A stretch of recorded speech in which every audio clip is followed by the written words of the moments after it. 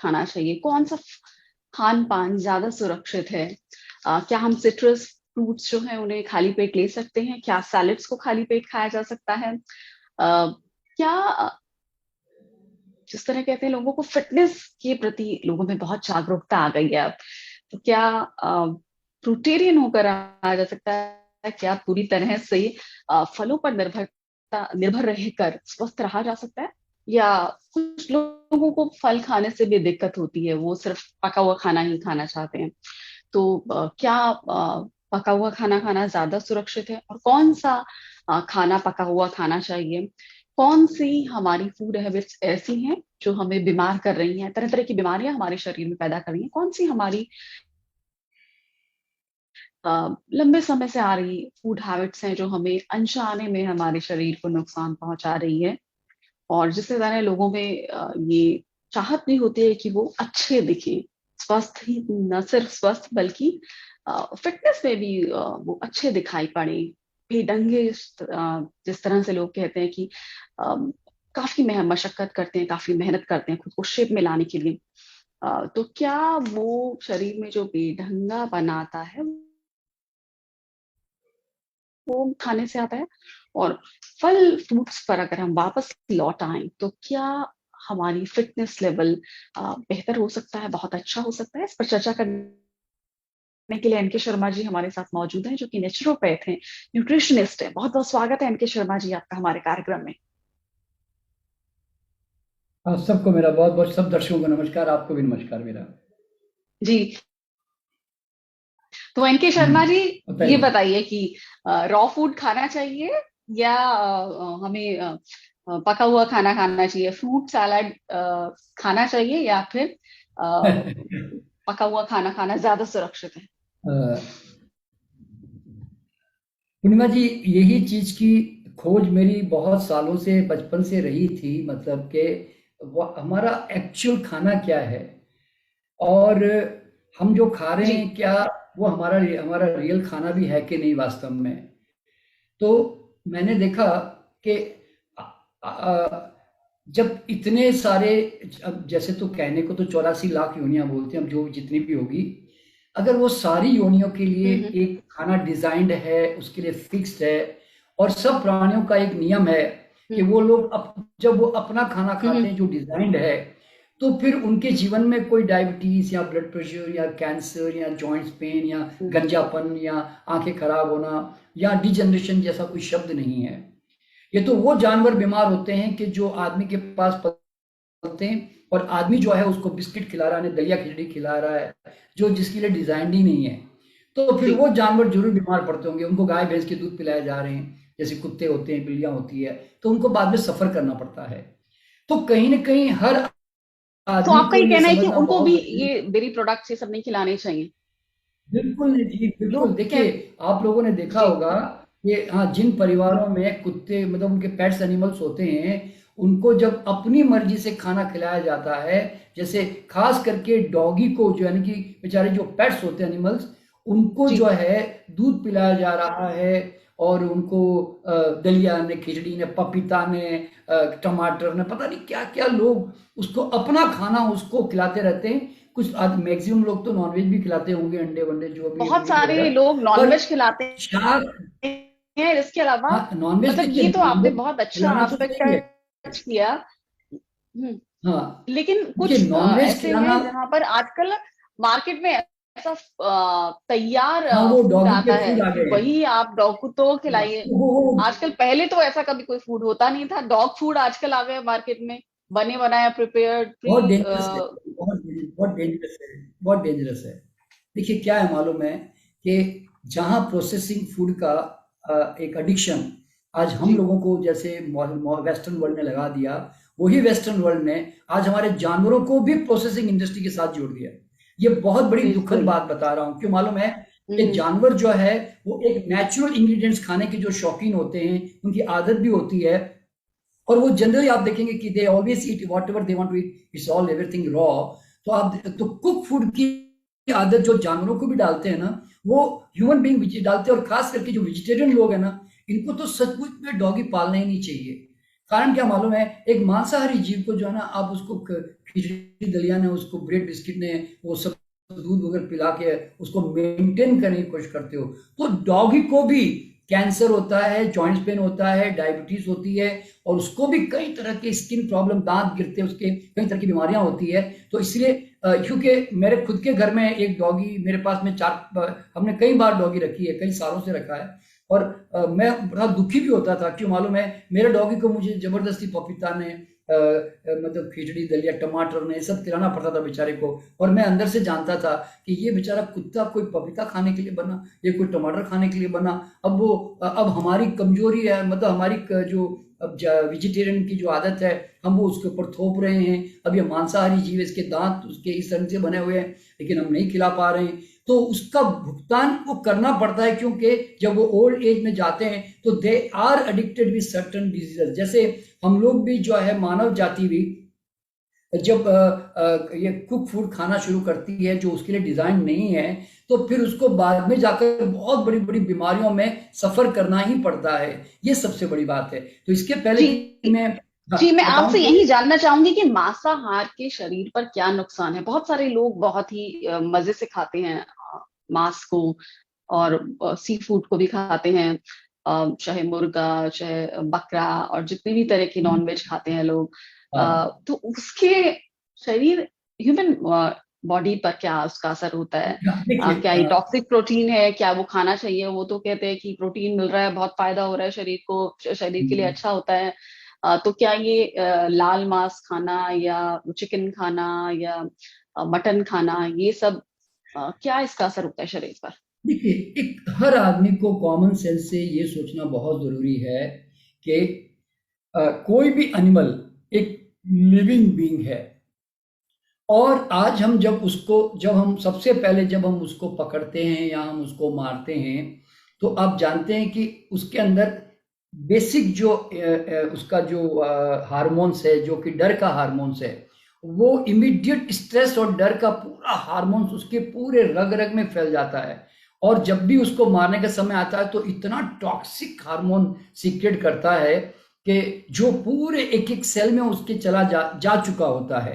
तो एक तो हम सबसे पहले वो टॉक्सिक हार्मोन्स हमें भी खाने पड़ेंगे, क्योंकि वो उसने सीक्रेट किए हैं। और फिर दूसरी बात क्या होती है, जब भी कोई चीज हम उसको काट देते हैं, तो वो इमीडिएट जो है मीट जो है फर्मेंट होने लगता है, क्योंकि हम जानते हैं ना, घरों में लाशें जो हैं, वो अगर हम 12 घंटे से ज्यादा भी रखें तो वो सड़ने लगती जी है। तो अब वो मीट को जो है वो प्रिजर्व करने की कोशिश करते हैं मार कर जो है, और उसको मेंटेन करने की कोशिश करते हैं, जैसे लाश को जैसे बर्फों में डाल डाल कर बचाने की कोशिश कर रहे हैं।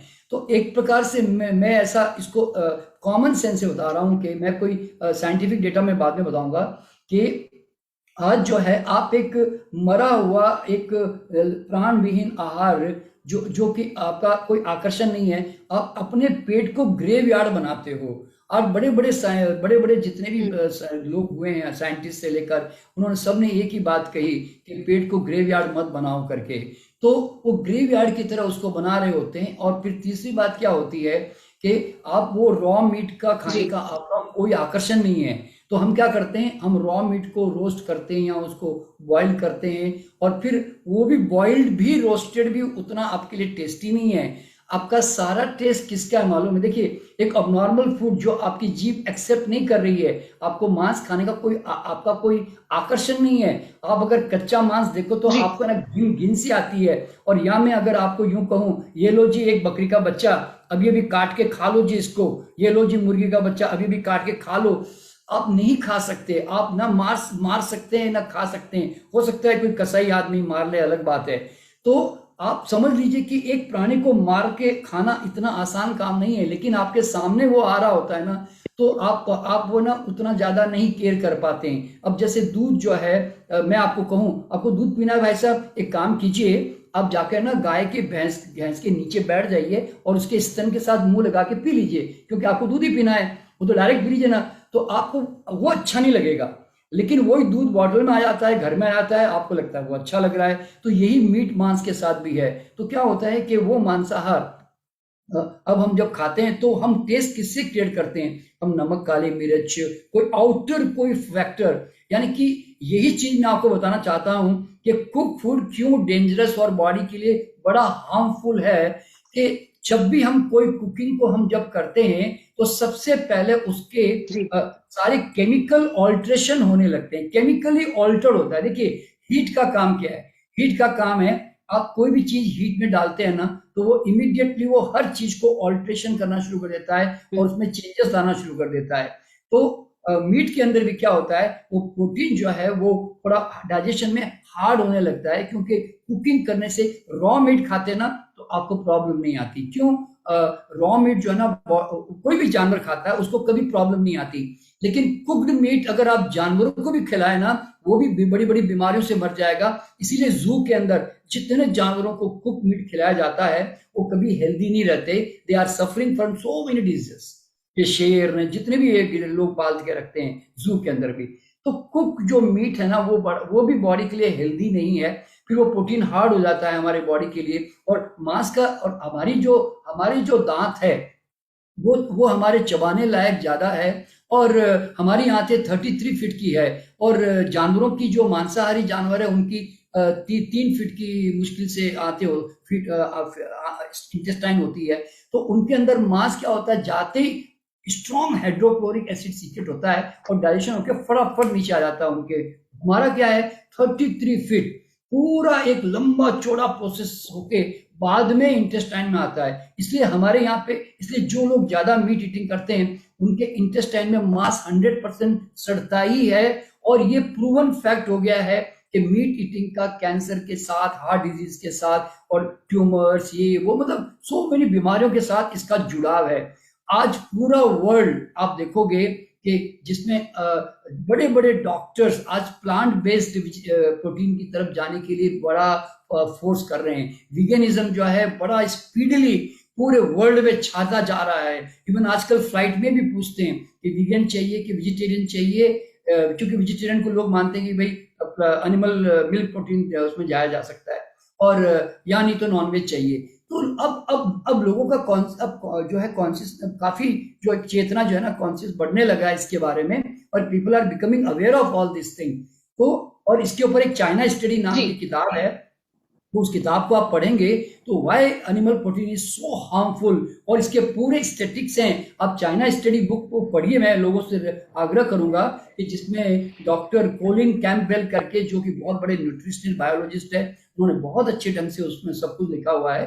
तो क्या होता है कि दुनिया भर के लोग, अभी अभी आप एक बिल क्लिंटन का जाके यूट्यूब पे देखिए, वो उनको जब हार्ट ब्लॉकेजेस हुआ तो उन्होंने एक प्लांट बेस्ड डाइट को अडॉप्ट किया। उन्होंने मीट, अंडे, नॉनवेज एंड सब दूध, सब चीज सब छोड़ा, और उन्होंने अपना हार्ट ब्लॉकेजेस ठीक किया।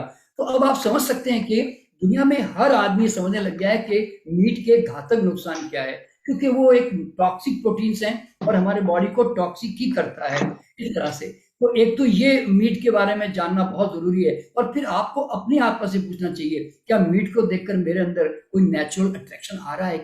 क्या मैं उसको खा सकता हूँ? क्या आपको लगेगा नहीं खा सकता, तो चलो भाई कुक कर दो। अब कुक करने के भी खा सकते हो क्या? नहीं भाई नहीं खा सकता, चलो भाई मसाला लेकर आओ, अब इसको रोस्ट करो। और इंडियन जो लोगों का मांस खाने का जो तरीका है ना, वो तो बाहर वाले तो फिर भी बड़े सिंपल मांस खाने के शौकीन है, इंडिया वाले तो बड़े खतरनाक शौकीन है, बता रहा हूँ। यहाँ पे सारे चिकन ने, मीट ने, फिर फ्राई कर रहे हैं, तेलों में फ्राई कर रहे हैं, चिकन फ्राई, ये नाम भी वही है सारे, और ये सब फ्राई कर रहे हैं। एक जी। तो पहले ही वो प्रोटीन हार्ड पकने के कारण हार्ड होता है, ऊपर से उसमें फैट जो है, फिर वो और पकता है, फिर साथ में और वो ग्रेवी बनती है, जो तरह तरह की ग्रेवी बनती है। अब ये जितने भी मुस्लिम लोग जी। हैं या इंडिया के जितने मीट ईटर्स हैं, आप देखेंगे कितना ग्रेवी वाला वो जो है वो मीट खा रहे होते हैं। तो अल्टीमेटली बिल्कुल। दे हैव तो टू अंत सफर। में, जी, तो उससे ना जी, हाई तो एसिडिटी अंत के। में मैं आपसे हाँ जी। बिल्कुल। हाँ जी, हाँ जी, तो मैं बताइए। अंत में आपसे डॉक्टर शर्मा यही पूछना चाहूंगी कि क्या, जिस तरह नॉन वेज की हम बात कर रहे हैं, नॉन वेज का रिलेशन इस कैंसर से भी होता है? बिल्कुल बिल्कुल 100% जी। देखिए, all animal proteins they contain hormone उसके अंदर होते हैं। जैसे अंडे के अंदर हार्मोन्स है, दूध के अंदर तो 56 काइंड्स ऑफ हार्मोन्स है। तो ये हार्मोन, आप जब भी अंडा खाते हैं या आप जब भी दूध पीते हैं, तो आप यूं समझ लेना कि आप अपने बॉडी को स्टेरॉइड दे रहे हो, और आपका अपना हार्मोन इम्बैलेंस होना डेफिनेट है। और चूंकि वो अननेसेसरी बॉडी में जाकर ना कई तरह के जो स्टिमुलेशन करता है ना, तो उसके कारण कई तरह के कैंसर जो है ना उससे डेवलपमेंट होते हैं, जिसमें prostate cancer, bladder cancer, kidney cancer and so many lymphoma, so many, बहुत सारे बता रहा हूँ। तो देखिए, मैं तो 40 साल से कैंसर पे काम कर रहा हूँ। मेरे पास जब एक मरीज आता है ना और कैंसर के बारे में चर्चा करता है ना, मैं उसके बातों से समझ जाता हूँ कि इसने, ये दूध का शौकीन है। मैं इसलिए उसको एक ही बात पूछता हूँ, दूध पीते हो, कितना पीते हो बता दो, बस। और वो 3 4 5 ग्लास दूध पी रहा होता है रोज। तो कहने का मतलब क्या है कि जितने भी एनिमल प्रोटीन्स है ना, ये सब बड़े खतरनाक है। देखिए, ये सबने, देखिए, मजबूरी में हमने अडॉप्ट किए, क्योंकि हमें जिंदा रहना प्राइमरी था और हमारा हेल्थ जो सेकेंडरी था। तो लोगों को क्या होता है कि फिर जिंदा रहने के लिए कुछ भी पिएंगे, खाएंगे।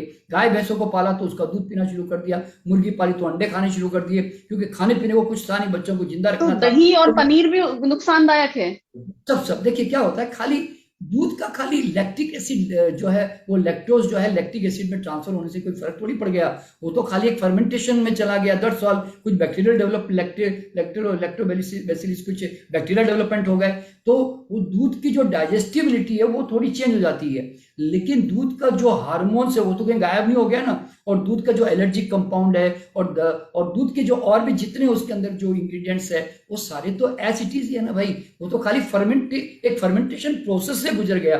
दूध क्या हुआ, एक फर्मेंटेशन प्रोसेस से गुजर गया। तो मैं, देखिए, मैं ये नहीं कहता कि आप इनको टच मत करो। देखिए, जो लोग और नॉनवेज मक्खन खाते और हैं, देसी घी, देखिए पहली बात तो क्या है, दूध के अब प्रोडक्ट, चीज, मक्खन, नहीं, देसी घी। देखिए, मक्खन घी की प्रॉब्लम ज्यादा क्यों नहीं है, इसका कारण बता रहा हूं कि वो चूंकि प्योर फैट है, वो फैट कंटेंट है, उसमें हार्मोन्स नहीं है, उसमें प्रोटीन्स नहीं है, कुछ भी नहीं है, वो एक फैट कंटेंट है।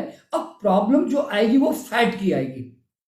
फैट की कैसे आएगी कि भाई, अब हमारे, देखिए, गेहूं में कोई गेहूं को तो कोई गाय के घी से लेन देन नहीं था, दाल को कोई गाय के घी से लेन देन नहीं था, कोई घिया को या कोई भिंडी को गाय के घी से या उससे लेन देन नहीं था। अब आप क्या करते हो, वो जो भिंडी अगर हम विदाउट फैट खाते हैं स्टीम करके, तो हमारे अंदर एक घंटे में पचकर शायद पेट से नीचे निकल जाए।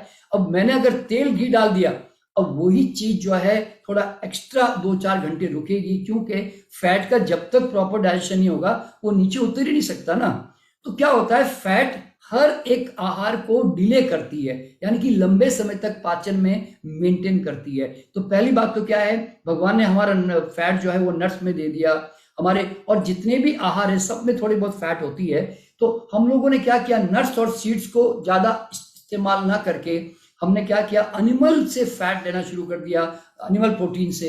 वो हमारे लिए बहुत नुकसानदायक हो गया। फिर वेजिटेबल ऑयल्स निकाल दिए। भाई क्यों निकाले तुमने फालतू में? अब निकाले तो अब किसी सब्जियों में डाले जा रहे हैं, कोई फलाने चीज में डाले जा रहा है। तो मतलब हम एक अबनॉर्मल कॉम्बिनेशन, एक अबनॉर्मल हम खुद ही बनाए जा रहे हैं, और बाद में उसकी जो प्रॉब्लम सामने आती है हम परेशान हो रहे हैं। तो बीमारियां दुनिया में कुछ नहीं है, ह्यूमन क्रिएटेड बीमारियां हैं सारी की सारी, जितनी भी, क्योंकि वही सब कुछ ये रच रहा है वास्तव में। तो इस तरह से, तो एनिमल प्रोटीन जो है वो तो आप जानते हैं हम खा नहीं सकते। और तो अब आप देखते हैं कि हमारी जो अंतरात्मा है वो किसी भी कच्चे आहार को जो खाने लायक नहीं है, अपने आप हमारी सेंसिटिव जीभ हमें बता देती है कि भाई आप इसको नहीं खा सकते, मान लीजिए।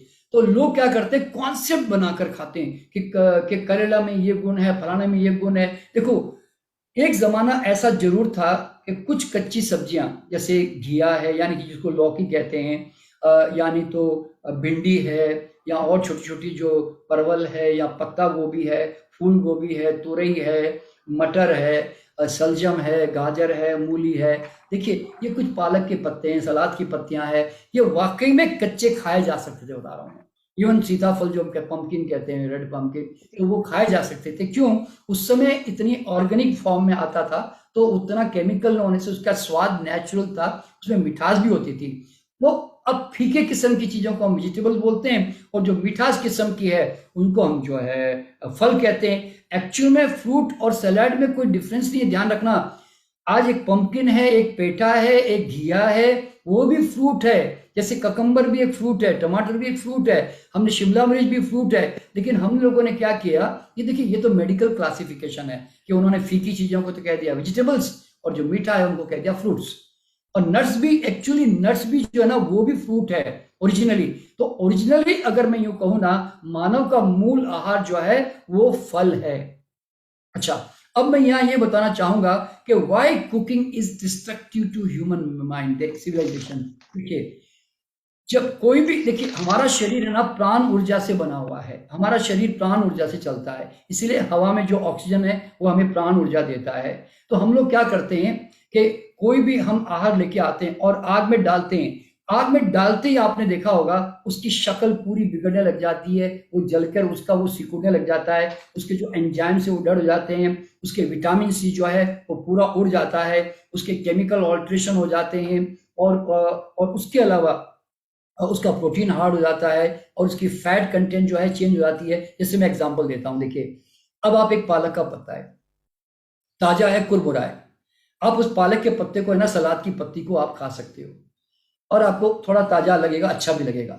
अब मैं पालक के पत्ते को है ना गर्म पानी में, उबलते हुए पानी में डालता हूँ और 2 मिनट तक ऐसे ही रखता हूँ। फिर मैं उसमें से निकाल के आपके सामने लेकर आता हूँ। मैं पूछता हूँ, पूर्णिमा जी ये जो एकदम सिकुड़ा हुआ गर्म पानी में जो सिकुड़ कर पूरा एकदम जैसे सिकुड़ गया और एकदम मुर्दा जैसा हो गया, क्या आप इस पालक को खाओगे? और बोला नहीं नहीं नहीं, मैं तो नहीं खा सकता भैया। तो फिर कैसे खिलाऊं भैया आपको मैं? तो आप कहोगे एक काम करो, थोड़ा प्याज टमाटर भून के उसके अंदर डाल दो जी, तो फिर तब तो मैं खा लूंगा जी उसको। तो आप जरा सोचो, आप कैसे खा रहे हो उसको? आपको मैं उबला हुआ घिया दूं तो आप मुंह चढ़ाकर खाना खाओगे, आप खा किससे रहे हो? सारा नमक चीनी मसालों का स्वाद है तुम्हारा, तो तुम उस चीज को ऐसे खा रहे हो। तो आपको समझना क्या है, हम उसकी पूरी एंजाइम्स, लाइवलीनेस, विटामिन, मिनरल सब चेंज कर देते हैं। इवन पालक को उबालने से क्या होता है मालूम है आपको? पालक जो है ऑक्जेलिक एसिड होती है, वो इमीडिएटली केमिकली चेंज होकर, ऑल्टर होकर ऑक्जेलेट बन जाती है, जो बॉडी में डाइजेस्ट नहीं होती। टमाटर में भी ऑक्जेलिक एसिड होती है, जैसे ही वो बॉयल होता है ऑक्जेलेट बन जाता है। तो हम करते क्या मालूम है, जब अब आयरन ऑक्साइड बन जाता है। क्यों? एक तो ऑक्सीडेशन भी होता है खाने का, यानी कि जब आप खाने को कुक करते हो ना तो ऑक्सीडाइज होता है, और उसके कारण क्या होता है, वो आयरन ऑक्साइड बन जाता है। तो ऐसे करते करते फिर उसका सारा वो जो आहार है उसकी गुणवत्ता चेंज हो जाती है, और उसकी जो लाइवलीनेस है वो मुश्किल से 10% रह जाती है। अब जैसे एग्जांपल देता हूँ, आप घर में आप सेब लाते हो, गाजर लाते हो, ककम्बर लाते हो, टमाटर लाते हो, तो कम से कम आप 6, 5, 7 दिन तो रख ही लेते हो ना। अब उसी को आपने जैसे ही आपने उबाला, आप मुश्किल से सुबह पकाकर शाम तक रख पाते हो, यानी कि जो 8 दिन तक रखने की जो ताकत थी वो 8 घंटे की रह गई। तो आपको समझना क्या मालूम है कि वो 8 घंटे वाली एनर्जी आपको कैसे हेल्थ और इम्यूनिटी दे सकती है। तो अभी आपने कहा कि आज के इस कोरोना काल में हमें इम्यूनिटी चाहिए। अब इतना लो एनर्जी वाला फूड बॉडी को सप्लाई करके हाउ कैन यू एक्सपेक्ट कि आपकी इम्यूनिटी बड़ी स्ट्रांग हो जाएगी? तो आज इम्यूनिटी को स्ट्रांग करने के लिए, आज देखा ना आपने, जितने भी डॉक्टर्स हैं, आज आप पूरे वीडियो देखोगे यूट्यूब के अंदर, सब एक ही बात कहते हैं, विटामिन सी खाओ, जिंक खाओ, कॉपर खाओ, ये खाओ वो खाओ, और विटामिन सी खूब मात्रा में लो। तो विटामिन सी क्यों नहीं मिल रहा भैया? आपका सारा फूड तो सुबह से लेकर शाम तक कुक फूड है, तो विटामिन सी है कहाँ उसके अंदर? आपने तो सारा उड़ा दिया। अब उड़ा के बाद में क्या बोलते हैं, च्यवनप्राश खाओ जी, इसके अंदर विटामिन सी है, ये फलाना विटामिन सी की गोलियां खाओ जी, ये बड़े अच्छे सप्लीमेंट ले लो जी, ये फलानी कंपनी का है, ये बहुत अच्छा है, इसमें सारे मिनरल्स है जी। तो भैया आपने खराब क्यों कर दिए? क्या भगवान ने आपके लिए विटामिन मिनरल्स बनाए नहीं थे आपके खाने में, कि जो आपको जाके खरीद के लेके आना पड़ रहा है? ये सबसे बड़ी समझने की बात होती है। तो लोग क्या करते हैं मालूम है, अपने किचन में जाकर अपने आहार को आग में डाल डालकर बर्बाद करके बाद में सप्लीमेंट खरीद के लेके आते हैं। तो उसके अंदर जो है, आप समझते हैं कि मैं बहुत अच्छा हेल्दी काम कर रहा हूं। तो देखिए, मैं मेरे पर्सनल लाइफ के बारे में बता रहा हूं। मेरे जिंदगी में ना मैं च्यवनप्राश खाता हूं, ना विटामिन, कोई आउटर चीज ट्रीटमेंट, ना कभी आंवला खाता हूं, ना कोई तुलसी खाता हूं, ना कोई अदरक खाता हूं, ना कोई चूरन खाता हूं, जिंदगी में कुछ भी नहीं खाता। क्यों? भगवान ने, मैं तो एक ही मेरे माइंड में क्या रखता है, भगवान ने मेरे लिए क्या कमी रखी यार, जब सारे प्राणियों को खाना दिया तो मेरा भी तो खाना दिया है ना, तो मैं उसको खा के क्यों हेल्दी नहीं रह सकता। और हमारा खाना क्या है, नेचुरल इंस्टिंक्ट बताती है कि हमारा खाना फ्रूट्स और नट्स है। तो क्यों फ्रूट्स और नट्स और वेजिटेबल्स जो है, आपको उसको देखकर जो है ना कुक करने की इंटरेस्ट नहीं आती, आपके दिमाग में नहीं आता कि ककुम्बर को बॉईल नहीं करूंगा जब तक मैं कैसे खाऊंगा, मैं केला को बॉईल नहीं करूंगा तो कैसे खाऊंगा, या मैं बादाम अखरोट को उबालूंगा नहीं तो कैसे खाऊंगा, वैसा तो दिमाग में नहीं आता ना। तो एक नेचुरली गॉड मेड जो फूड हमें ईश्वर ने जो दिए, नेचर ने, आप उसको एंजॉय करो ना, रियलिश करो उसको। अब कुक ऐसी सब्जियां, देखिए दुनिया में सारे फल आदमी के खाने के लायक नहीं होते, पेड़ तो बहुत सारे दुनिया में, उनके फल भी आते हैं, लेकिन सारे फल तो खाने लायक नहीं होते। उसी तरह सारी वेजिटेबल किंगडम कोई आदमी के लिए डिजाइन नहीं है, वो सब कुछ खा नहीं सकता। तो क्योंकि नेचर में तो बहुत चीजें आती है, तो इसलिए जो आपके इंस्टिंक्ट आपको naturally without salt, spices, sugar and ghee, तेल, ऑयल अगर आपको एक्सेप्ट कर रही है ना, तो समझना कि वो आपका ओरिजिनल फूड है। अगर आपका ओरिजिनल नहीं है और अगर आपने उसको मसालों के थ्रू, घी तेल के थ्रू खा लिया, तो कल आपको नमक, चीनी, घी, तेल से रिलेटेड हजारों बीमारियां आपको सफर करनी पड़ेगी। आज आप मानव में देख रहे हैं, कोई भी हर घर में, हर स्त्री के अंदर गॉलब्लैडर के स्टोन, फाइब्रॉइड, सिस्ट, लिवर की प्रॉब्लम, स्किन प्रॉब्लम, गंजापन होना, हार्ट ब्लॉकेजेस होना और मोटापा होना कॉमन सब जगह पे है, और हम उसको नेचुरल ले रहे हैं, जबकि ये आपने क्रिएट किया है। दुनिया में आप देखो, चिड़िया अगर एक ही साइज की है तो एक ही साइज की है, हिरन एक ही साइज के तो एक ही साइज के, बंदर एक ही साइज के अपनी कैटेगरी में, यानी कि वानर अलग, गुरिल्ला अलग, बता रहा हूं, तो हर एक का एक साइज है। तो जनरली उनके बॉडी में, अगर वो ह्यूमन के उसमें साथ नहीं जी रही है, तो उनका नेचुरल वेट मेंटेन होता है। तो आदमी का वेट तो कभी बढ़ता ही नहीं, मैं बता रहा हूं, हार्मोन बहुत सीवियरली बिगाड़ना पड़ता है। तो कुक फूड जाकर क्या करता है मालूम है, कुक फूड बॉडी के लिए एसिडिक फूड होता है, जबकि रॉ फूड बॉडी के लिए अल्कलाइन फूड होता है। इसीलिए जब हम रॉ फूड खाते हैं ना बीमारियों में, तो वी रिकवर फास्ट, कैंसर जैसी बीमारियों से ठीक होते हैं, ब्लड प्रेशर डाउन होता है, शुगर हमारी जल्दी डाउन होने लगती है, जॉइंट्स हमारे खुलने लगते हैं, एसिडिटी समाप्त होने लगती है। क्यों? अल्कलाइन आ गया बॉडी को। तो अल्कलाइनिटी में, और हमारा वैसे भी हमारा जो ब्लड का जो रेशियो है ना, वो 80% अल्कलाइन होना चाहिए, 20% एसिडिक होना चाहिए। और कुदरत ने भी बड़ा वाइजली नट्स में थोड़ा ऐसा एसिड दे दिया हल्का सा, जो बहुत लाइटर है, और 80% हमें फ्रूट और सलाड्स में मैक्सिमम अल्कलाइनिटी दे दी है। तो कहने का मतलब क्या है कि नेचर ने ऑटोमेटिकली हमें ऐसा डिजाइन करके भेजा है, हमारा खाना डिजाइन करके भेजा है, और बढ़िया कोरियर करके भेजा है। आपको मेहनत करने की जरूरत नहीं है, छीला काटा खत्म। इवन कहीं पर, कई जगहों पे तो चाकू छुरी की भी जरूरत नहीं पड़ती है। वो तो ठीक है, अब हम सभ्य हो गए, सिविलाइज्ड हो गए, और सिविलाइजेशन के ढंग से खाना भी चाहिए। तो पर आदमी को समझना क्या है कि why we want to cook the food. आप कुकिंग क्यों करना चाहते हो? आप कहते हैं साहब फिर रोटी कैसे खाएंगे भाई साहब, भाई साहब ये गेहूं चावल कैसे खाएंगे? आप मुझे बताओ, कच्चा अनाज देखकर कोई आपको आकर्षण आता है, अट्रैक्शन आता है? आप नहीं खा सकते, लेकिन घोड़े, चूहे, पक्षी आके खड़ाखड़ कच्चा अनाज खा जाएंगे, वो रागी खा जाएंगे, सारे मिलेट, जितना मिलेट मिलेट कहते हो सारे वो कच्चा खा जाएंगे, तुम्हारा तो कोई आकर्षण नहीं है। फिर मैं कहता हूँ चलो उबाल के देता हूँ जी, उबाल के खा सकते हो क्या? आप बोलेंगे नहीं जी, मैं तो उबला हुआ थोड़ा मुश्किल से खा पाऊंगा, क्योंकि जिंदा रहना है, तो अलग बात है। फिर आप नमक, चीनी, घी, तेल मिला के उसको, आप उसका एक नया टेस्ट, आर्टिफिशियल बनावटी टेस्ट कर करके फिर आप निकल जाते हो।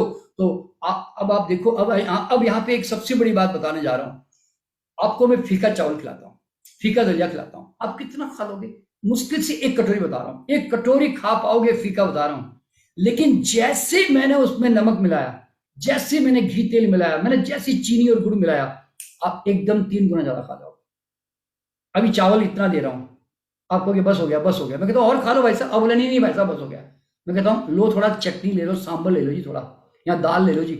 आप देखना, अब वो चावल जो आपने कितना ही खाया ना, अब इतना चावल आप खा लोगे। तो यू कैन अंडरस्टैंड कि कुकिंग ने और मसालों ने आदमी को ओवर ईटिंग का सबसे बड़ा एक कॉज दिया। वरना आदमी, आप जरा सोचो, तरबूजा आपको मैं खिला दूं कि आप कितना खा लोगे? वो वाटर कंटेंट आपको ऑटोमेटिक रेस्ट्रिक्शन डाल देता है। आम कितने खा लोगे? खरबूजे कितने खा लोगे? केले कितने खा लोगे? आलू बुखारे कितने खा लोगे? यानी कि नेचुरल फूड जो होता है ना, आप कभी ज्यादा खा ही नहीं सकते, आप ऑटोमेटिकली रेस्ट्रिक्शन है। सलाद कितना खा लोगे खा खा के? तो इसलिए क्या होता है, कुक फूड और स्पाइसेस और नमक, सॉल्ट और शुगर, इसने है ना हमें 3 गुना ज्यादा ओवर ईटिंग करने का हमारा कारण बना।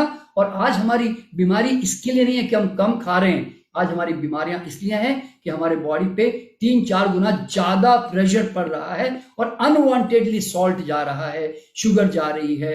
तो सॉल्ट की अलग बीमारियां, शुगर की अलग बीमारियां, और फैट जो घी तेल जा रहा है उसकी अलग बीमारियां, तो और स्पाइसेस जो है उसकी अलग बीमारियां। तो यानी कि ये सब क्यों ऐड किया आपने? आप खुद ही सोचिए, हम क्यों खा रहे हैं? अगर मैं आपके खाने में से मीट निकाल दूं, मैं आपके खाने में से ग्रेन्स निकाल दूं, दालें निकाल दूं, अब क्या करोगे?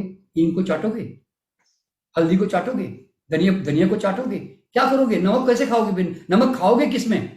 आप ये चीनी चीनी किसमें डाल के खाओगे? अब चीनी किसमें डालोगे? जो चीज हम नहीं खा सकते तो उसको मैनेज करके खाने के लिए, यानी कि अब मैं एक कड़वी चाय नहीं पी सकता, तो मैं क्या करूंगा? चीनी डाल के थोड़ा टेस्ट क्रिएट करूंगा। कॉफी कड़वी मेरे को अच्छी नहीं लगती, मैं चीनी डाल के मैं क्या करूंगा? उसको मैं पीने की कोशिश करूंगा। तो कहने का मतलब क्या है कि ये हम सब अबनॉर्मल चीजें हमने अडॉप्ट कर ली और हमने नमक चीनी मसालों के थ्रू हमने खाने की आदत डाल दी। इसीलिए कुक फूड आदमी के जीवन में रहेगा ना, तो बीमारियां भी उसके जीवन में भयंकर से भयंकर सदियों के साथ आती ही रहेगी। अगर वो कुक फूड को नहीं कुछ चेंज कर पाया ना, तो हेल्थ मिलना असंभव है, बता रहा हूं, और इम्यूनिटी तो बिल्कुल इम्पॉसिबल है। तो इसीलिए मैं कहता हूं raw food is a regenerating food and cook food is a degenerating food. इसलिए कुक फूड से आप सरवाइव कर सकते हो, इकोनॉमिकली जिंदे रह सकते हो, लेकिन हेल्दी कभी नहीं रह सकते। ये लोगों को समझना बहुत जरूरी है। इसीलिए धीरे धीरे, मैं ये नहीं कहता देखिए कि आप 100% कुक फूड छोड़ दो, मैं ये नहीं कहता। मैं यूं कहता हूं, अरे भाई मैक्सिमम रॉ तो अडॉप्ट तो करो, कम से कम 2/3 तो लाइफ में रॉ तो कर लो, और 1/3 या 25% आप जो है कुक कर लो। क्योंकि कुक फूड से अब दूर होना बहुत मुश्किल है। हम बहुत दूर आ चुके हैं, करीब 8-10 हजार साल हो गए आदमी कुकिंग करते हुए। तो अब वो art, cooking is become an art.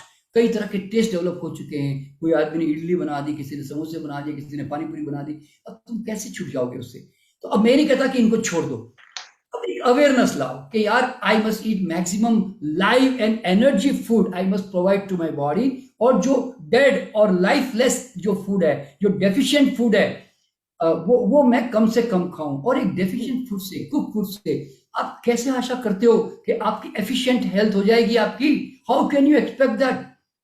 इसीलिए तो 100% न्यूट्रिशन जाएगा, बॉडी 100% काम करेगी। लो न्यूट्रिशन जाएगा, लो काम करेगी। इस तरह से होने वाली।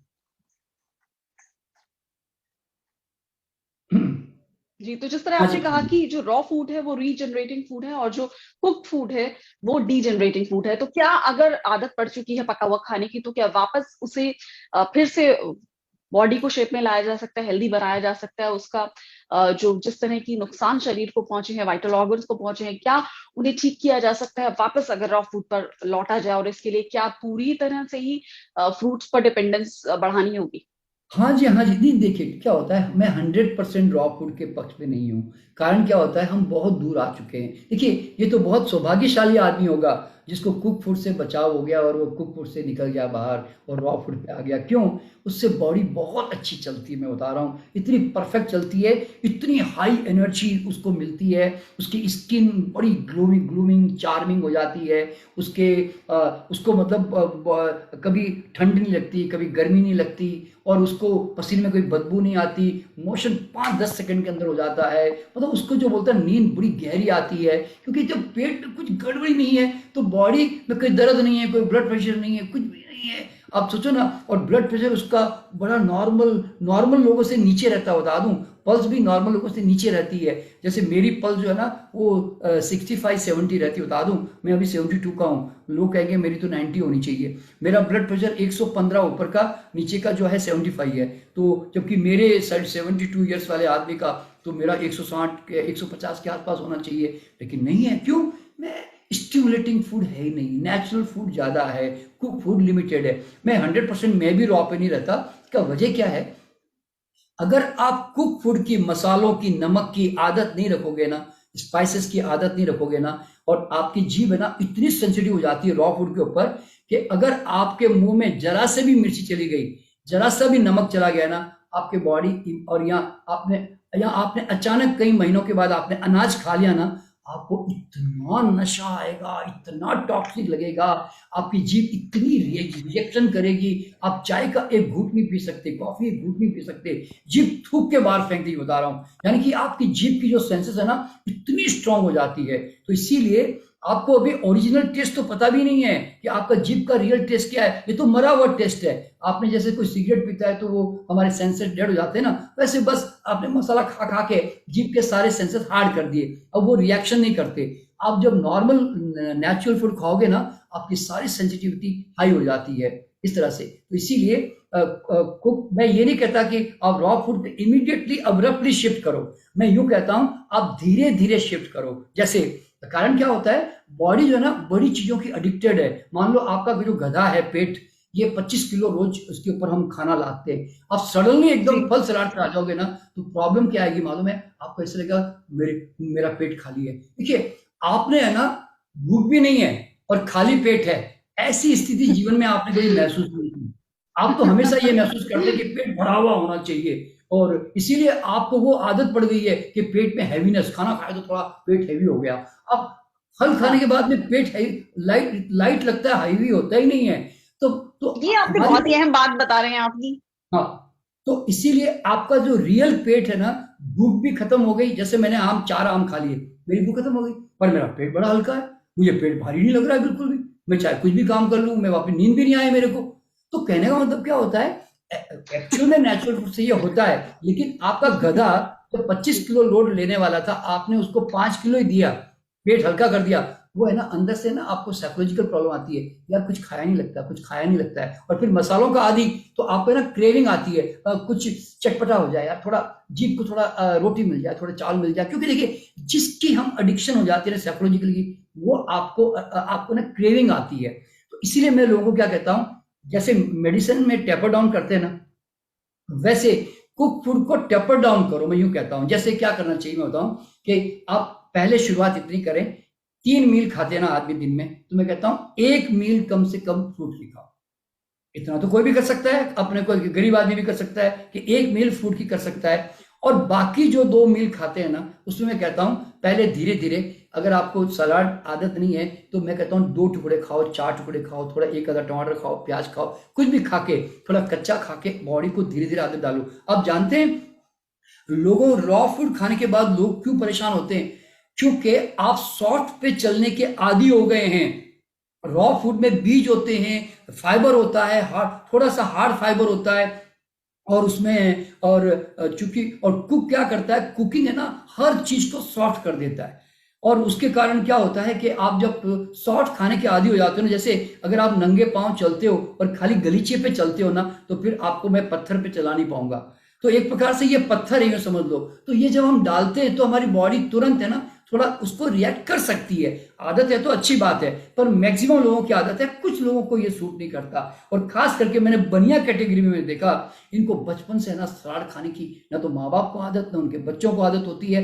तो होता क्या है, वो जब उनकी महिलाएं मेरे पास ट्रीटमेंट के लिए आती है तो क्या बोलती है मैं, डॉक्टर साहब फल खाते ना गैस बन जाती है जी, सलाद तो हम खा ही नहीं सकते जी, हमें तो उल्टी आ जाती है जी। वो अब उनको तो वो तो छोले भटूरे खाने से नहीं आती, उनको तो फलाने कोई बोलते हैं ना बेड़वी पूरी खाने से प्रॉब्लम नहीं होती, पराठे खाने से प्रॉब्लम होती, या हमारे सलाद फल खाने से प्रॉब्लम हो जाती है। तो ये ऐसे लोग होते हैं। तो इसलिए मैं उनको क्या कहता हूँ, धीरे धीरे आपको जो सूटेबल होता है वो आप खाने की आदत डालो। गाजर खाओ, मूली खाओ, पत्ता गोभी खाओ, जो तुम्हें अच्छा लगे वो खाने की आदत डालो।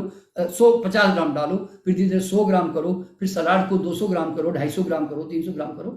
ऐसे करते करते सलाद की क्वांटिटी बढ़ाओ, और अनाज की मात्रा और कुक फूड की मात्रा, जो आप मान लो 4-4 रोटी खा रहे हो, तो मैं कहता हूं आप धीरे धीरे 3 पे तो आओ, फिर और धीरे धीरे 2 पे आ जाओ, और कोशिश करो कि मैं कम से कम ग्रेन्स के ऊपर रहूं, कुक्ड ग्रेन्स के ऊपर रहूं। तो उससे क्या होगा, अच्छा देखिए, ग्रेन्स कम जाएगा तो तेल भी कम जाएगा, नमक भी कम जाएगा, चीनी भी कम जाएगा, घी तेल भी ऑटोमेटिकली कम जाएगा, मसाला भी कम जाएगा, ऑटोमेटिकली सब चीज डाउन होने लग जाएगी। तो क्या होगा, blood pressure down, sugar down, joints खुलने लग जाएंगे, वजन जो बढ़ गया वो ठीक होने लगेगा। तो धीरे धीरे क्या करना है, ऐसे रॉ को एक्सपेंड करते जाना है, और कुक जॉइंट्स खुलने लग जाएंगे, इसका मतलब क्या हुआ? आपने कहा जॉइंट्स खुलने लग जाएंगे। हाँ देखिए, एक्चुअली आप जानते हैं कि हमारे एक्चुअल में बॉडी में कभी भी हार्डनेस नहीं आती। आप किसी भी एनिमल को देखोगे ना, उनकी बॉडी मरते दम तक फ्लेक्सिबल रहती है। सिर्फ एक आदमी ऐसा है जिसकी बॉडी स्टिफ हो जाती है। अब जरा सोचो, 50 साल के बाद आप अपनी बॉडी को बैंड नहीं कर सकते ढंग से कहीं पर भी, और जबकि मरते दम तक हमारी बॉडी फ्लेक्सिबल रहती है।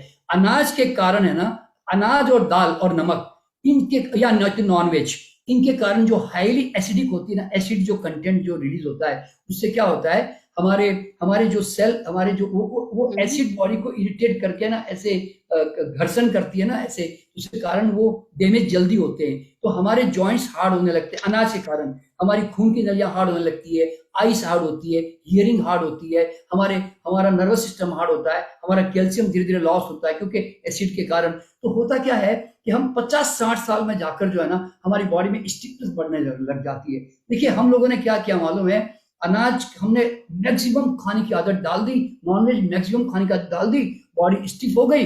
अब हमने क्या कि अब इसको योगासन करके तोड़ो जी। यानी कि पहली बात, आपने स्टिफ किया क्यों कि आपको इतने योगासन करना पड़े। मैं सच्ची बताऊं, अंगड़ाई के सिवा है ना कोई योगासन की आदमी को जरूरत ही नहीं है। लेकिन अगर ऐसे ही नॉनवेज खाते रहोगे और ऐसे ही रोटी दाल खाते रहोगे तो फिर आपको तो सारे आसन करने पड़ेंगे। क्यों? बॉडी तो स्टिफ होगी ही और आपको उसको तोड़ने के लिए मेहनत करनी ही पड़ेगी। ये सिंपल सा लॉ है। तो वरना नहीं तो इतनी एनर्जी आती है कि आप ऑटोमेटिकली खूब भागने दौड़ होते हो। आपको देखिए, किसी भी दुनिया में प्राणी को स्पेशल एक्सरसाइज की जरूरत नहीं है। ये आदमी ही पता नहीं क्या पागल हो गया है कि इतने सारे डिफरेंट एक्सरसाइज करने के लिए डर डर के जो है ना किए जा रहा है। कोई जिम भाग रहा है, कोई वॉकिंग कर रहा है, कोई दौड़ लगा रहा है। अरे भैया, नेचुरल एनर्जी फूड की चाहिए। तुम तो डर के मारे भाग रहे हो कि हार्ट डिजीज ना आ जाए, मुझे डायबिटीज हो गई है, मुझे ज्वाइंट पेन ना हो जाए, तुम डर के मारे कर रहे हो। आज हिरन को डर नहीं है, आज बंदर को डर नहीं है, ये सब हम डर डर के कर रहे हैं। इसीलिए नेचुरल फूड खाओ जो भगवान ने आपके लिए बनाया है। बॉडी इतनी बढ़िया चलेगी, इतनी फ्लेक्सिबल रहेगी कि कभी जिंदगी में ना जॉइंट्स हार्ड होंगे, ना ब्लड खून की नलियां हार्ड होगी, ना ब्लड प्रेशर चढ़ेगा। आज मेरा ब्लड प्रेशर नहीं चढ़ा हुआ, जरा सोचो ना, 72 की एज में मेरा 115 नीचे का। डॉक्टर मुझे देखते ही बोलेगा तू बीमार है, तू लो ब्लड प्रेशर वाला आदमी है, जबकि मैं तो इतना एनर्जेटिक हूँ। आपके सामने देखिए, अभी मैं बात कर रहा हूँ, मैं आज बता रहा हूँ, मुझे 1 मिनट की भी श्वास लेने की आज टाइम नहीं थी मेरे पास में। मैं अभी अभी आपके कोर्स में आने से पहले मैं पास्ट लाइफ सेशन, मैं अभी 7:30 बजे, 7:45 मैंने पास्ट लाइफ ग्रुप सेशन 2 घंटा लेके मैंने समाप्त किया है। और जैसे ही समाप्त किया मैं तुरंत वापस आपके पास आके बैठ गया मैं, और अभी मैं वापस बोले जा रहा हूँ। तो आप समझिए कि मैं सुबह 5 बजे उठता हूँ और रात के 11 बजे तक सोता हूँ और मुझे थकावट नहीं महसूस होती। तो ये सब किसके कारण? रॉ फूड के कारण। तो कहने का मतलब है, सिर्फ फ्रूट पर डिपेंडेंस की वजह से, फल सब्जियों पर आपकी जो रॉ फूड पर डिपेंडेंस है उससे। हाँ जी। तो रॉ फूड तो जो कहते हैं कि खाली पेट ये फल नहीं खाना चाहिए, खाली पेट वो फल नहीं खाना चाहिए, या खीरा नहीं खाना चाहिए खाली पेट, या कौन कौन से सिट्रस फ्रूट खाली पेट नहीं खाने चाहिए, क्या ऐसा कुछ है? कुछ ऐसे फल हैं जिन्हें खाली पेट नहीं खाना चाहिए?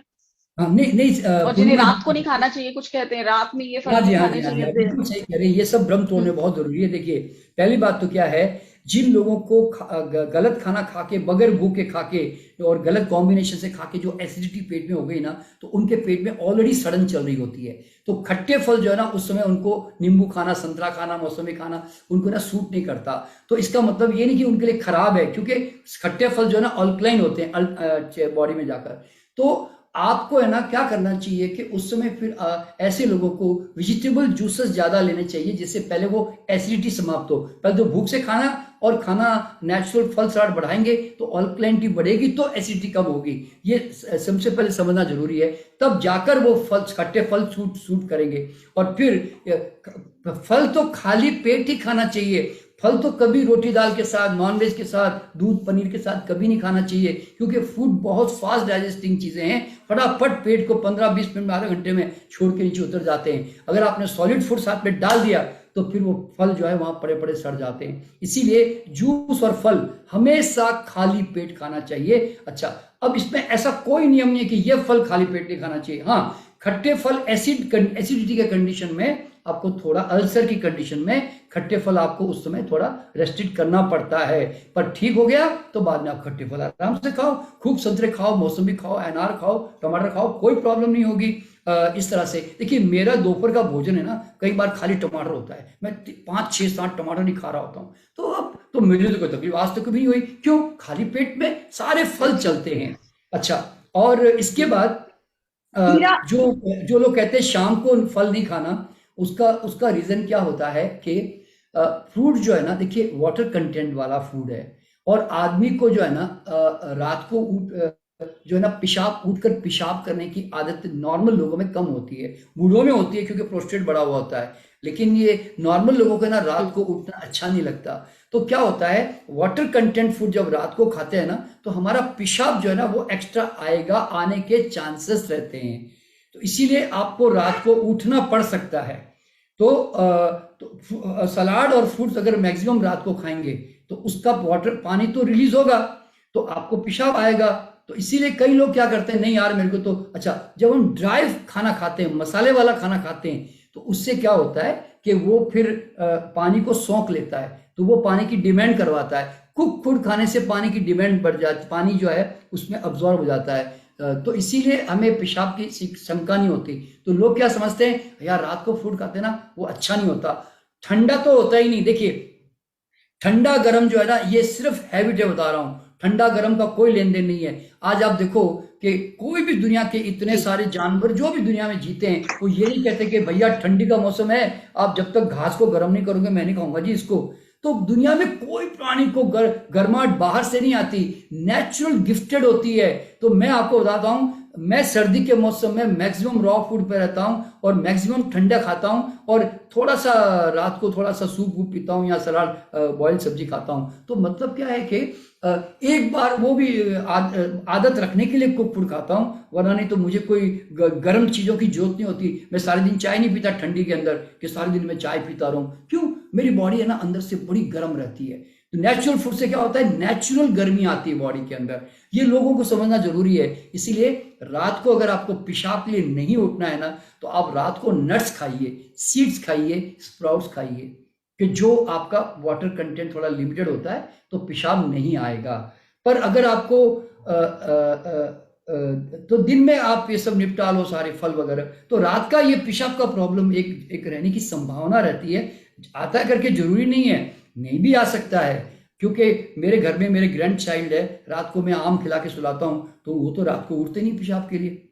तो इसीलिए जरूरी नहीं है कि रात को पेशाब आवे, हो सकता है थोड़ी एज, जब प्रोस्टेट थोड़ा बढ़ गया होता है उसमें थोड़ा ज्यादा पेशाब आ जाए, तो ऐसे बूढ़े लोगों को जिनको प्रोस्टेट की प्रॉब्लम है उनको थोड़ी समस्या हो सकती है। जी, तो जो जिस तरह सैलेड होते, जी जी जी, सैलेड खाने की बात होती है कि खीरा और ककड़ी या कई तरह के सैलेड होते हैं, उन्हें खाली पेट खाया जा सकता है, या रात को खा कहते सकते, हैं कि नहीं बिल्कुल रात को बिल्कुल खीरा खाया नहीं जा खाना सकते, चाहिए, इस बिल्कुल तरह की जो खाया जा बातें होती है सकते। कि हाँ आप देखिए पूर्णिमा जी, खाली आप पेट खीरा खा सकते हैं।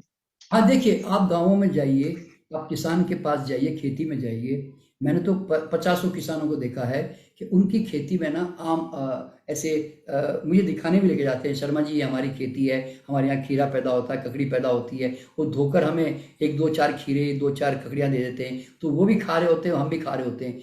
तो होता क्या है मालूम है कि ये खाली पेट का कोई लेन देन नहीं है। देखिए, यू मस्ट जी treat every vegetable and fruits as a your food. Not, वो ऐसा कोई नियम नहीं है कि ये भरे पेट खाना चाहिए, नहीं, ये खाली पेट खाना चाहिए। ये सब बीमार लोगों की बातें मैं बता रहा हूं, वरना आदमी बना ही ऐसा है कि जो चीजें कुदरत ने डिजाइन की है जी ना, वो खाली पेट खाने के लिए ही बनी है, यूं समझ के चले। ठीक है ना? जी बिल्कुल। तो जिस तरह आपने कहा कि खीरा की है, ककड़ी भी है, हमने उसको बाद में डिवाइड कर दिया कि ये फल है और ये वेजिटेबल्स है, अदरवाइज सब फल ही है। कोई मीठा फल है और एवरीथिंग इज कोई फीका फूड, फल है। Everything is food. बात इतनी है। और फल जो सब्जियां फल है, रॉ वेजिटेबल्स है, सैलेड। जी जी। सब फूड, सब फूड ही तो है। देखिए हम लोगों ने जो बहुत बड़ा डिवीजन तो क्या कर दिया जिस मालूम है। तरह से हम हाँ देखिए पूर्णिमा जी, एक बात बताना चाहता हूँ, लोग, आपने अगर दिन भर फल खाया ना और सलाद खाया ना और नट्स खाया ना, तो आप मुझे आके क्या बोलोगे मालूम है, डॉक्टर साहब आज मैंने खाना ही नहीं खाया, ऐसे ही बोलोगे ना, डॉक्टर साहब आज मैंने खाना नहीं खाया। जी बिल्कुल बिल्कुल यानी कि बिल्कुल। आपने अगर रोटी दाल नहीं खाई, आपने सैंडविच नहीं खाया, आपने दूध नहीं पिया, तो और अगर मैं तो कहता हूँ दूध भी पी लो तो भी आप नहीं कहते कि मैंने खाना नहीं खाया, खाना खाना खाया हो। आप तो मतलब रोटी दाल खाते तो ही समझते हैं कि हम खाना खाते हैं। अरे भैया, आपका फ्रूट्स और नट्स खाते हो ना, सलाद खाते हो ना, तो आपका खाना हो गया, मैं बता रहा हूँ। क्योंकि वो खाली वो लाइफ फॉर्म में है और तुम जी। जो है डेड फॉर्म में खा रहे हो, इतना ही तो फर्क है। तो इसीलिए ग्रेन खाना, देखिए अनाज दाल खाना ही आपका खाना नहीं होता। आप अगर 4 केले खा रहे हो ना, तो आपने अपना पेट भर लिया कार्बोहाइड्रेट से। आपने अगर इतने सारे 100 ग्राम नट्स खा लिए ना, जी। आपका पेट आपने प्रोटीन फैट दे दिया। तो लोगों को जो है, हाँ, यहाँ पे एक बात बताना जी। चाहूंगा। कई। लोगों के दिमाग में सबसे बड़ी जो हम्म। प्रॉब्लम आएगी ना, वो आएगी कि साहब ये वेजिटेरियन रॉ फूड वालों को बी12 नहीं मिलेगा। तो आप दिमाग में रख लेना कि बी12 जो है वो फालतू का ढोंग है, फालतू का जो है एक हैवॉक क्रिएट किया गया है। आप अगर नेचुरल फ्रूट्स नट्स खा रहे हो पर फिर भी अगर आपका बी12 डाउन है कि आप पे, कि बिल्कुल चिंता मत करो, क्योंकि बी12 जो है वो एनिमल से आना चाहिए। ये सब जो है बाहर वेस्टर्न कंट्रीज के सब खेल है। और बी12 हमारे जनरली नॉन वेज ईटर लोगों के पेट में ज्यादा बनती है, हमारे पेट में प्रोसेसिंग कम होती है, क्योंकि हम वेजिटेरियन लोग हैं। तो हमें डरने की कोई जरूरत नहीं है दोस्तों। मेरा बी12 अभी मैंने चेक कराया था तो कुछ दिन पहले 135 आया, जबकि वो 300-400 के आसपास होना चाहिए। तो 135 है, मेरे को तो थकावट नहीं है, मेरे को कोई बी12 की प्रॉब्लम लोग बताते ना, वो तो कुछ भी नहीं है। तो आप सही खाना खाओ। अब तुम्हारा बी12 50 है, 100 है, 500 है, तुम उसकी चिंता, तुम ये जी। सारे दिन ये जो ना ये केमिकल चीजें लेकर अपने आप को मेजरमेंट मत करते रहो। आप सही खाने की तरफ ध्यान रखो, अच्छी ब्लड केमिस्ट्री मेंटेन करना बॉडी का काम धंधा है। तुम क्यों माथापच्ची करते हो सारे दिन, ये कैल्शियम कितना है, जिंक कितना है, कॉपर कितना है, पोटेशियम कितना है, तुम तो पागल हो जाओगे ऐसे करते करते। तो इसीलिए मेरा ये मानना है इससे कुछ भी ऐसा नहीं होता। तो और प्रोटीन जो है एक चीज ये मैं जिम। आपसे यहाँ डॉक्टर शर्मा पूछना चाहूंगी कि हाँ जी, बोलिए, बोलिए पूर्णिमा जी। जी, कि कुछ लोग कहते हैं कि नहीं, एक एक समय के बाद बॉडी डीजनरेट होना शुरू हो जाती है, एक खास उम्र के बाद। तो बॉडी डीजनरेट होती है कि हमने उसको ऐसा खाना दिया होता है कि वो बस अपनी जो एक पॉइंट है उस तक पहुंच जाती है, उसके बाद फिर वो अ, हमारे खाने की वजह से उसकी जो टॉलरेंस की क्षमता है वो खत्म हो जाती है बस एक उम्र के बाद। क्योंकि मान लीजिए उसने हमने 30 साल तक, 35 साल तक, 40 साल तक उसको ऐसा खाना दिया जो उसके लिए नहीं था, हमारी फूड हैबिट्स खराब थी। देखिए देखिए तो फिर ये कहते हैं नहीं, पूर्णिमा, अच्छा 45 के बाद बॉडी डीजनरेट होती है, या 50 के बाद डीजनरेट होना शुरू हो जाती है, या हमने उसको डीजनरेट कर दिया उल्टा पुल्टा उसमें खाना डाल कर। देखिए देखिए पूर्णिमा जी, आप कभी भी किसी घर जाइए जिसके घर में एनिमल्स है या बर्ड्स है, हम्म। आप, मैं गारंटी देता हूँ, आप अगर हम्म। उनको पूछो, आप उनको सालों से देख रहे होते हो कि उनका कुत्ता जो है सेम हम्म। लग रहा है। आप कुत्ते को सीनियर सिटीजन की तरह नहीं बोल सकते। वो बहुत जाके जब आखिरी उम्र में आने लगता है, मान लो कुत्ते की उम्र 15 साल है, तो अगर वो 14 साल में आने लगता है तब जाकर थोड़ा सा उसके मूवमेंट में वो या बॉडी में चेंज महसूस होते हैं। तो हमारी बॉडी में ना 80 90 में 90 में जाकर कुछ चेंजेस आने शुरू होते हैं, उसके पहले नहीं आते। ये जितने डिजनरेशन है ना, ये सारे कुक फूड, सॉल्ट, स्पाइसेस, मसाला, और ये ओवर ईटिंग, और ये जो टॉक्सिक बेवरेजेस, चाय, कॉफी, शराब, सिगरेट, तंबाकू, और ये सब जो हमने प्रोसेस्ड फूड अडॉप्ट कर लिया है ना, तो उससे हमारे बॉडी में डैमेजेस बहुत फास्ट हो गए हैं। वो तो देखिए, ये 50-60 साल कोई मरने की उम्र नहीं होती। भगवान हमें कोई मारता नहीं है। मैं तो लोगों को यूं कहता हूं, हम सब सुसाइड कर रहे हैं, स्लो सुसाइड कर रहे हैं इस प्रकार से।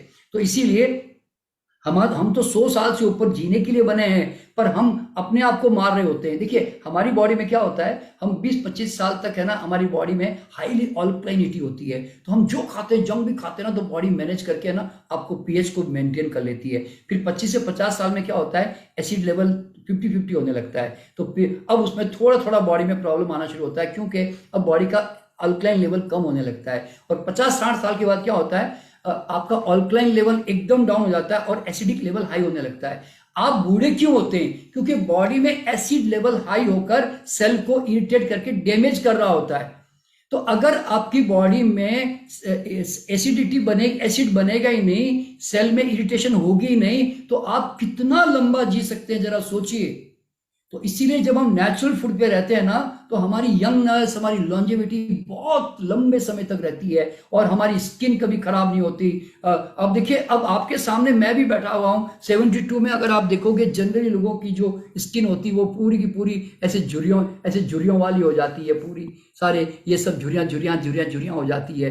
तो कम से देखिए, मैंने भी 25 साल ना बड़ा गलत खाया पिया है, मतलब बचपन में, तो उसका असर थोड़ा बहुत मेरे शरीर पे हो सकता है, लेकिन फिर भी आज मैं जो है ना बड़ा हम्म। अच्छा स्किन स्किन के अंदर महसूस करता हूँ। तो कारण क्या होता है कि बुढ़ापा जो है ना, वो हमारे गलत खान पान का नतीजा है। वरना 90 ईयर्स तक देखो ना, मिल्खा सिंह को देखो ना, मिल्खा सिंह 91 की तक भागते थे रेगुलरली, उन्होंने जिंदगी में कभी दवा नहीं खाई। तो इसका कारण क्या है कि ही मेंटेन बाय एक्सरसाइजेस, या जो भी उनका सिंपल खाना रहा होगा। तो कहने का मतलब ये है कि एजिंग जो है ना वो लाई जाती है, तो आपके माइंड से लाई जाती है। आप देखना, कई बार 40 साल के लोग भी ना बूढ़े लगते हैं, सफेद बाल, हाँ। चेहरा उतरा हुआ, हम्म। क्यों? Mind mind is the biggest creator. और जो लोग अच्छी उम्र को जीते हैं ना, दे आर बिल्कुल ऑलवेज, बिल्कुल। वो जॉयफुल होते हैं, माइंड से हमेशा हम्म। जॉयफुल होते हैं। इस तरह से आज मेरा भी जो क्या कहते हैं कि हम्म। हेल्थ का रॉ फूड ही मैं अकेला नहीं मानता, is because of my positive mentality. I live my life like a celebration with gratitude, with बिल्कुल हैप्पीनेस। बिल्कुल। इसलिए मुझे उसके कारण शायद उसका भी असर मेरे साथ है। तो अकेला न्यूट्रिशन काम नहीं करता, ध्यान रखना, माइंड इज द प्राइमरी। इसीलिए जापान की जो ओकिनावा जो जगह है, जहां पर आपने देखा होगा इकिगाई, एक छोटी सी किताब है, उसके अंदर वहां के लोग 120-20 साल तक जिंदे रहते हैं। क्यों? क्योंकि they are happy, hmm. They dance, they sing, they eat very simple food, they do hard work. तो वो खेतियों जी। में काम करते हैं। तो लॉन्गेविटी जो है ना, वो पूरी की पूरी जो है ना हम्म। एनवायरनमेंट, हमारे माइंड के ऊपर सब पे निर्भर होती है। ये 50-60 साल में मर जाना, ने 70 साल में मर जाना, ये शर्मनाक बात है, बता रहा हूँ, शर्मनाक है। क्यों? इसका मतलब ये था कि तुमने सुसाइड किया और तुम जल्दी चले गए दुनिया से। तो I request, treat your body as a hmm. Temple, तो गॉड्स अगर टेम्पल। मान लीजिए किसी ने, हाँ जी।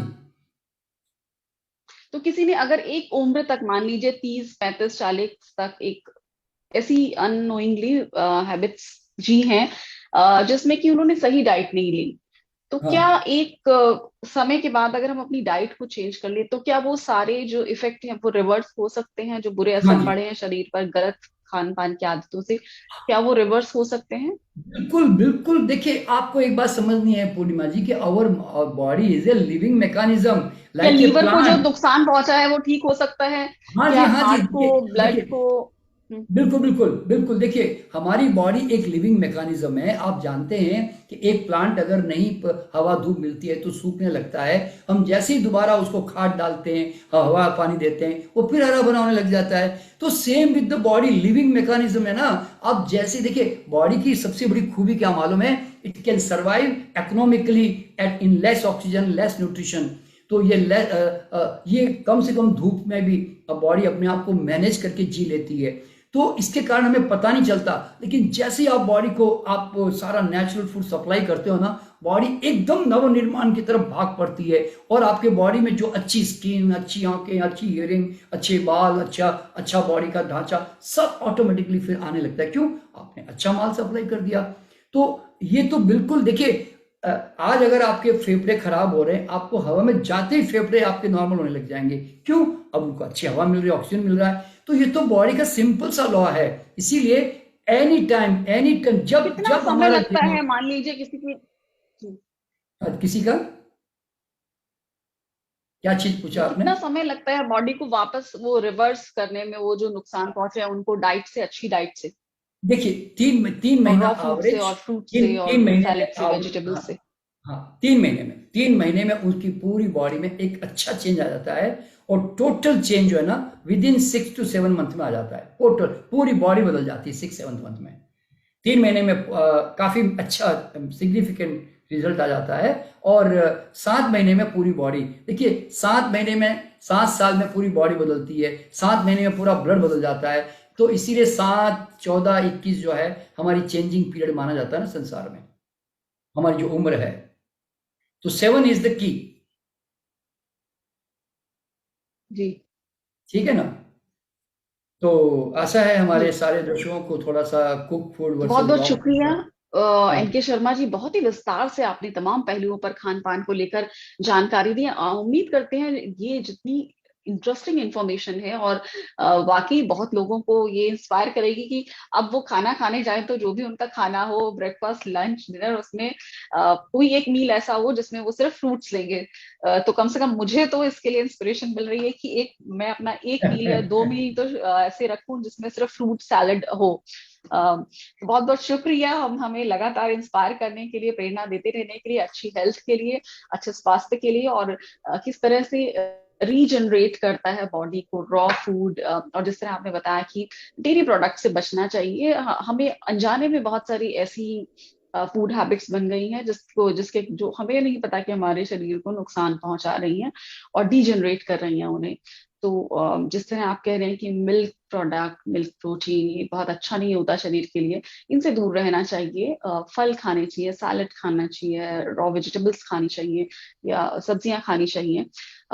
जिस तरह से आपने लगातार हमें बताते रहते हैं कि आप चाहे टमाटर खाएं, चाहे खीरा खाएं, चाहे ककड़ी खाएं, चाहे गाजर खाएं, तो ये आपकी सेहत के लिए फायदेमंद होंगी। और फल खाने चाहिए, जितना ज्यादा आप फल लेंगे डाइट में आपकी बॉडी के लिए उतना ही अच्छा है। ड्राई फ्रूट्स की आपने बात की कि ड्राई फ्रूट्स लेना चाहिए। और फिर सबसे महत्वपूर्ण तो है कि आपकी स्टेट ऑफ माइंड, उसको भी लगातार रीजनरेट करते रहना होगा। और चलते चलते आप क्या कहना चाहेंगे हमारे व्यूअर्स से कि जिस तरह शरीर के लिए तो फल और सब्जियां, सैलेड हो गया, माइंड के लिए कौन सा फूड होना चाहिए जो रोज हमें देना चाहिए माइंड को? और जिस तरह के वातावरण में हम रहते हैं उसके लिए किस तरह खुद को क्लीन करते रहना चाहिए, क्लटर निकालते रहना चाहिए, स्फूर्ति से, ऊर्जा से अपने दिमाग को और अपने माइंड को भरते रहना चाहिए। पूर्णिमा जी, सबसे पहले तो हर आदमी को इतना धन्यवाद देना चाहिए परमात्मा को, नेचर को, कि आज उसने हमारे लिए हमें हमें जीभ दी, हमें नाक दिया, हमें सुगंध दी, और इतने बढ़िया खाने के लिए इतने स्वादिष्ट। और सबसे बड़ी बात क्या मालूम है, सिर्फ आदमी का ही आहार है ना, इतना इतना जिसमें इतना मतलब स्वाद है, सुगंध है और ब्यूटी यानी सुंदरता है। दुनिया में किसी प्राणियों के आहार में ना न सुंदरता है, न स्वाद है, न कोई ब्यूटी है। सिर्फ हमारे भोजन में जरा सोचिए तो आज कितना बड़ा उसने हमें अपने सेंसेस को शांत करने के लिए हमें दिया हुआ है। तो एक तो उसके लिए परमात्मा को धन्यवाद दो। और दूसरी बात यह है कि इस दुनिया में आए हो तो अ, अपने आप को ये समझ के चलो कि तुम उस परमात्मा के ब्रह्मांड के अंश हो, तुम कोई मामूली नहीं, तुम एक्स्ट्रॉर्डनरी हो। और दुनिया में आए हो तो तुम्हें दुखी होकर क्या करोगे, तनाव लेके क्या करोगे, जिंदगी तुम्हारी खराब हो जाएगी। तो दूसरों को ब्लेम करने में, कंप्लेंट करने में, द्वेष करने में, ईर्ष्या करने में अपना टाइम खराब मत करो। तुम जो भगवान ने तुम्हें जो पत्थर बना के भेजा है ना, उसको उसको रोज उसको क्या कहते हैं, हथौड़ा मार मार कर है ना, उसको बढ़िया मूर्ति बनाओ संसार में। इतनी बढ़िया मूर्ति बनाओ कि लोग जो है तुमको देखने के लिए आए कि क्या यूनिक आदमी है यार। तो जब भी अरे दुनिया में आए हो तो क्या क्या ऑर्डिनरी मूर्ति बना के जा रहे हो यार, ऐसी मर्जी आए वैसे, कहीं कान लगा दिए, कहीं आंख लगा दी। अरे अच्छी मूर्ति बनाओ, सुंदर मूर्ति बनाओ, दुनिया को कुछ देकर जाओ, तो जीवन जीने का मजा है वास्तव में। इसलिए जीवन में दुख नहीं है, तुमने दुख के रास्ते अपना लिए, कारण अपना लिए, तो अगर आप उसको समझ जाएंगे तो आप जो है कभी दुखी नहीं हो पाएंगे। मेरे जीवन में तो मैं यूं कहता हूं, मेरी मर्जी के बिना मुझे कोई दुखी नहीं कर सकता। तो आप भी ऐसा बोलिए कि मेरी मर्जी के बिना मुझे भी दुखी नहीं कर सकता, क्योंकि कौन तुम्हें दुखी कर रहा है, तुम्हारी मर्जी तो दुखी होती हो ना। तो इस तरह से, तो इसलिए क्या है, संसार में आनंद ही आनंद है। तो मैं तो बस यही सबको कहना चाहता हूँ। तो मैं भी आप सब लोगों से विदा लेता हूँ। और बहुत पूर्णिमा जी, आपको भी धन्यवाद, आपके सारे दर्शकों को धन्यवाद। फिर मुलाकात करेंगे अगले वीडियो में फिर एक अच्छे विषय के साथ।